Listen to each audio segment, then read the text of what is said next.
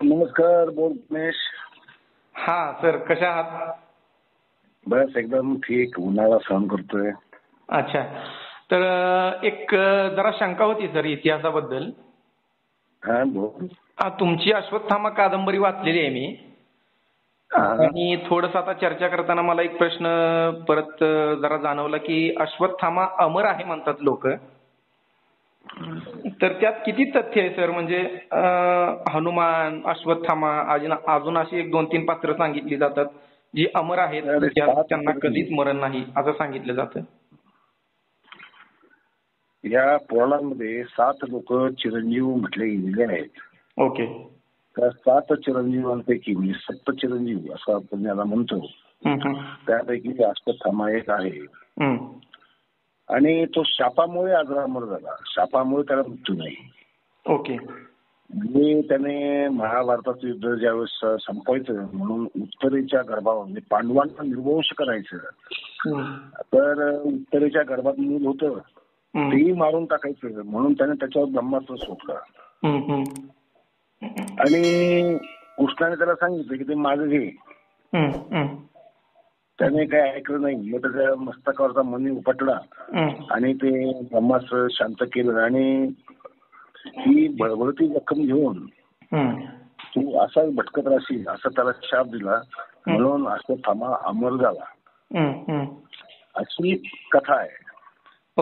आता ही कथा आहे महाभारतातली आलेली.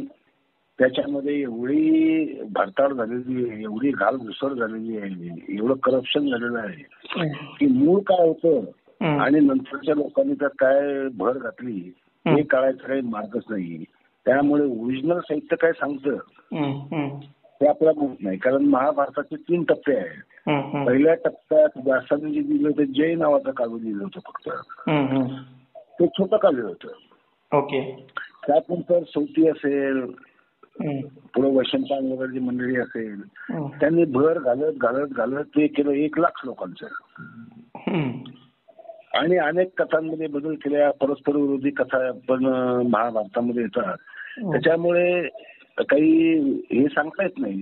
पण एक गोष्ट नक्की आहे की अश्वत्थामाची जखम बळबळती की तो मागं फिरतो आणि सर्वत्र भटकत असतो रात्री बेरात्री पिशाच्या सारखा. आणि तो आजही आहे असा अनेक लोकांचा दावा पण आहे. कारण नर्मदा परिक्रमा करायला जे लोक जातात त्यातले काही जण असा दावा करतात की मला अश्वत्थामा भेटला, दिसला, तेल मागितले वगैरे वगैरे. परंतु या भाकर कथा आहेत. म्हणजे दादांचं थापा आहे. केवळ स्वतःच महात्म्य वाढवून घेण्यासाठी किंवा आपण काहीतरी अलौकिक काम केलं म्हणून किंवा नर्मदा परिक्रमेचं महात्म्य वाढवण्यासाठी म्हण अशा कथा जन्माला घातलेल्या गेल्या आहेत. त्यातलं मी अश्वत्थामावर जशी कादंबरी लिहिली होती ती फार गाजली. आजही लोक वाचतात. त्या ठिकाणी एक शॉर्ट फिल्मही केली होती. हो, शॉर्ट फिल्म पाहिली आहे मी. आणि ही अश्वत्थामा कादंबरीची कितवी आवृत्ती चालू आहे सर? आता त्याची 25-26 आवृत्त्या होऊन गेल्या. अरे बापरे. बर. तर शॉर्ट फिल्म मध्ये मी काय दाखवलं होतं की आजच्या काळात खरोखर अश्वत्थामा भेटायला आला तर अश्वत्थामाचं अजरामर असणं म्हणजे नेमकं काय याचं एक तात्विक उत्तर शोधलं होतं त्याच्यामध्ये की अजरामर आहे ती वेदना अजरामर आहे.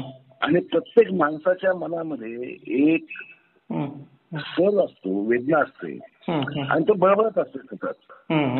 तो त्याच्यावर दिलासा शोधायचा प्रयत्न करत असतो, तो त्याला मिळत नाही. तर अजरामर काय आहे? अजरामर कुठे अश्वत्थामा नावाची व्यक्ती नाही. व्यक्ती अजरामर असं होऊ शकत नाही. आधुनिक सायन्स एवढा प्रयत्न करतो त्या स्टेम सेल शोधायच्या किंवा डेथ सेल शोधून तोच जर काढता आला माणसातला तर तो अजरामर होईल अशी कल्पना आता केली जाते. त्या इजिप्तमध्ये पिरामिड्स मध्ये मम्मीच्या ठेवल्या गेल्या म्हणजे शरीरच प्रिझर्व करून ठेवायचं. तर प्युरिफिकेशन काय केलं जातं की कधीतरी आपण पुन्हा जिवंत होऊ आणि हाच आहे हे शरीर आपल्याला वापरता येईल. ती अमर असण्याची जी एक आस आहे माणसाला, त्याच्या मनात एक सुप्त अशी भावना असते. कारण मरायला कोणाच आवडत नाही ना, कोणाच आवडत नाही. त्यामुळे जगभरचे जे तत्वज्ञान आपण पाहिलं तर सगळं मृत्यूभोवती फिरतं बघ. म्हणजे संपूर्ण तत्वज्ञान. आता इजिप्त मध्ये ममी ज्या प्रिझर्व केल्या जातात त्यांना वाटत होतं की हे जिवंत होतील नंतर, म्हणून ते त्याच्या मागचं ते तथ्य होतं असं त्या काळात समजलं जायचं. बरोबर आहे सर? अगदी बरोबर आहे. कारण काय आहे की देह जर प्रिझर्व झाला तरच कदाचित आपण जिवंत होऊ शकू, अशी भावना आहे. कारण आता अनेक लोक बघ की आपलं काही ना काही अस्तित्व ठेवून जाण्याचा प्रयत्न करतात. म्हणजे मेडिकली म्हणजे निर्मिती करून आपलं अस्तित्व अजरामर करणारे खूप आहे. जसा ताजमहाल बांधला किंवा अनेक वास्तू बांधलेल्या आहेत जगात मोठ्या मोठ्या, त्या अशा स्मृती पिक्चरचे बांधल्या गेलेले आहेत ती स्मृती अजरामर राहावी म्हणून. आता आपण पुतळे बांधतो. त्याचाच पुढचा प्रवास काय आहे की माणसाने मरायचंच नाही, अजरामर राहायचं. मग त्यासाठी काय करावं लागेल? त्यासाठी कोणती औषधं, दिव्य वनस्पती वगैरे वगैरे, संजीवनी बुटी, किंवा ते आपल्याला अमृताची कथा तर माहितीच आहे. अमृत म्हण, नेक्टर म्हण, सर्व जागतिक साहित्यामध्ये असं अमृत नावाचा एक दिव्य पदार्थ असतो की जो प्याला की माणूस अजरामर होणार. सगळ्या सुखदुःखांपासून तो मुक्त होणार, आनंदी राहणार नेहमी, आणि जोपर्यंत विश्व आहे तोपर्यंत तो राहणार. कल्पना बोला सर. आता ही कल्पना मानवी जगावर राज्य करते कारण मृत्यूची भीती हे खरं त्यामागचं कारण आहे. मग कोणीतरी अजरामर आहे असं दाखवायला लागतं ना. मग व्यास अमर आहेत, हा अश्वत्थामा अमर आहे, असे हनुमंत अजरामर आहे, असे चिरंजीव दाखवायचे. आणि आपली आई सुद्धा मुलाला चिरंजीव म्हणते ना. ते खरंच वाटतं ना की आपलं मूल चिरंजीव आहो, म्हणजे त्यांनाही लहानपणी चिरंजीव म्हणतात असतील. तर ही एक मानवी मनावर राज्य करणारी अद्भुत संकल्पना आहे. एवढंच. बाकीचे कोण चिरंजीव आहेत सर? हनुमान, अश्वत्थामा आणि अजून असं कुणाला म्हटलं गेलंय? 7 जण आहेत. सगळ्यांना बली पण आहे, बली आहे, व्यास आहे, हनुमंत आहे, अश्वत्थामा आहे. तर सप्त चिरंजीव हा शब्द त्यातनं झालेला आहे. 7 जण आहेत. अश्वत्थामाचा महाभारतात काय रोल नाही ना तर? म्हणजे द्रोणाचार्य वगैरे ते काय कसं रिलेशन आहे जरा? कसं आहे, मी कादंबरीत काय दाखवलंय, कादंबरीत दाखवलं की मुळात महाभारत घडलं. म्हणजे आताचं महाभारत डोळ्यासमोर ठेवलं तर ही महाभारत घडलं मुळातच द्रोणासाठी आणि अश्वत्थामासाठी घडलं. कारण द्रुपदाने जर द्रोणाचा अपमान केला नसता तर द्रुपदाने यज्ञ करून द्रौपदीला यज्ञातनं निर्माण केलं नसतं. द्रौपदीचं लग्न पांडवांशी झालं नसतं तर कौरव पांडवांमध्ये उभं वैर निर्माण झालं नसतं. खरं. आणि ज्यावेळेस द्रोणाचार्य गुरु झाले कौरव पांडवांचे ते पक्षपाती राहिले. आणि त्यातनं महाभारताचं सर्व भक्षक युद्ध ज्याला मानलं जातं भारतातलं, म्हणजे जे काल्पनिक जरी असलं तरी 18 अक्षोहिणी मेल्या तर ते युद्ध महाभयंकर आणि महाभक्षक होतं असंच म्हणावं लागेल ना. खरं.